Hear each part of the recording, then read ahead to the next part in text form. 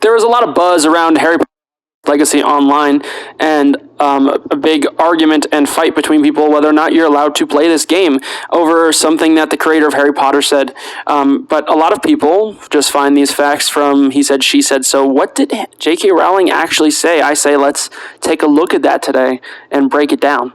When you're up and down and you're over and out, come listen to your friend Stephen Brown. This is the show with Stephen. So you think Harry Potter Hogwarts Legacy looks pretty cool and you want to play it, but a vocal minority of people really don't want you to play it and even tell you that you're hurting other people and enacting violence by playing it. Let's find out exactly why that is. And I mean, actually. So I've been thinking about this topic for a while. I've been wanting to talk about it just because of really this is the conversation about removing art from the artist. But there's a lot of controversy around j.k. Rowling and whatever it is she said, right? But I don't think a lot of people know what she actually said or care to find out themselves. Just know that people say, oh, well, she's transphobic. We can no longer watch Harry Potter movies, read a Harry Potter book, or play a Harry Potter video game. So that's why even myself, I didn't really know the full story, so I decided to look it up today, and we're going to talk about that together in real time. Now, this is coming from glamour.com. I'm using them as my source to where I found these images, as well as they have some accompanied paragraphs that I'm not even going to read. I'm just going to read the actual tweets and go off of how I feel about them. Here's our first tweet, j.k. Rowling on June 6th of 2020, saying, people who menstruate. I'm sure there used to be a word for those people. Someone help me out. Womben, wimpund, wumud? Opinion, creating a more equal post-COVID-19 world for people who menstruate. Now, she's being a little flagrant there with the goofy words, saying wimpoond, woomood, or whatever, but clearly she is just expressing some kind of discomfort and upset that she can't say she's a woman or can't say the word woman. Let's take a look at the next tweet to get more context. If sex isn't real, there's no same-sex attraction. If sex isn't real, the lived reality of women globally is erased. I know and love trans people, but erasing the concept of sex removes the ability of many to meaningfully discuss their lives. It isn't hate to speak the truth. The idea that women like me, who have been empathetic to trans people for decades, feeling kinship because they're vulnerable in the same way as women, i.e. to male violence, hate trans people because they think sex is real and has lived consequences, is nonsense. I respect every trans person's right to live any way that feels authentic and comfortable to them. I'd march with you if you were discriminated against on the basis of being trans. At the same time, my life has been shaped by being female. I do not believe it's hateful to say so.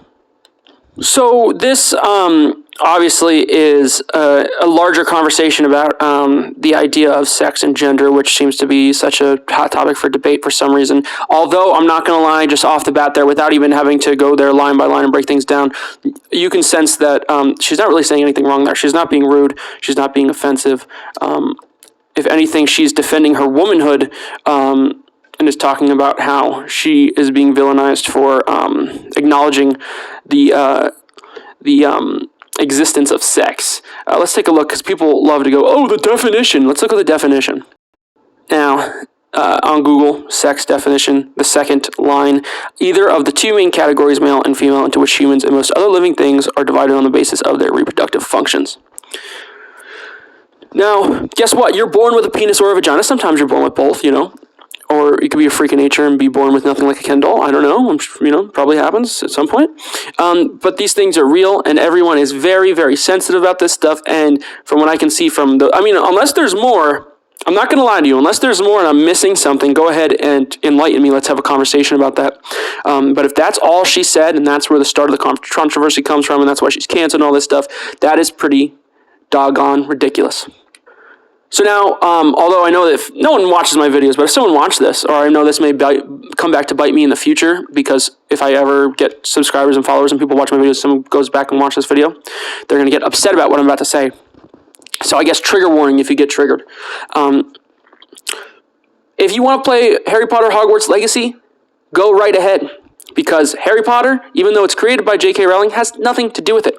If George Lucas came out like Kanye and started saying how he loved the Nazis, and if he shot a black woman in the head today with a pistol, I'm still gonna watch Star Wars and love it. I'm sorry, because it has nothing to do with him. Once you put art out into the world, it's no longer your own. It becomes everyone else's. Just how this video, once I post it, will no longer be mine. And people can take it and do whatever they want with it and pick it apart. Use samples of it to make music or some shit on my voice, anything. Once something is out there, it's no longer yours. Someone takes it, makes it their own.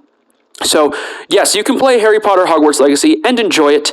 And here's the truth.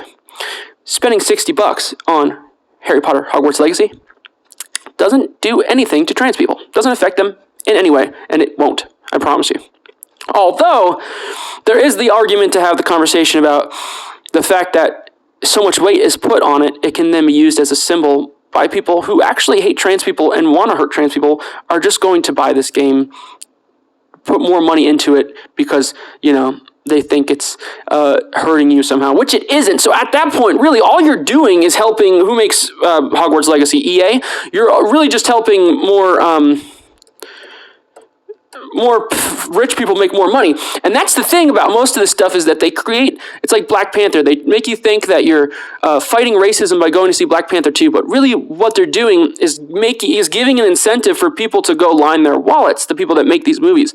They're making you think that you're doing something better than just sitting on your fat ass and watching a movie or playing a video game. You're actually helping someone or doing something or making a change. You're not, dude. It's entertainment. It's a service that you're paying money for to not feel like you want to kill yourself for an hour or two. That's it.